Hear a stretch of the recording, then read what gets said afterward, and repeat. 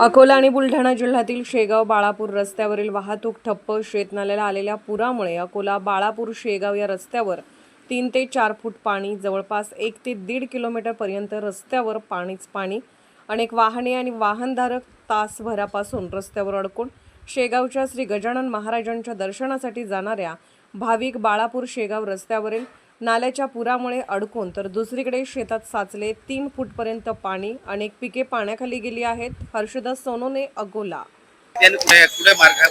आम्ही सध्या अकोल्यावरून शेगावला दर्शनासाठी निघालो होतो. हा जवळ मार्ग आहे. जवळपास 1 ते 1.5 तासापासून इथं खूप जास्त पाऊस आलेला आहे. तर रोडवर गुडघ्यापर्यंत पाणी साचलेलं आहे. इथं 2 व्हीलर 4 व्हीलर यांची खूप दुरावस्था होत आहे. त्यांना निघण्यासाठी खूप तकलीफ होत आहे. तर तुम्ही बघू शकता 2 व्हीलर आणि 4 व्हीलर कसे अडकलेले आहे. महिला मुलांसाठी खूप हे होत आहे. कमीत कमी प्रशासनाने येऊन इथे काहीतरी नियोजन करा हीच विनंती.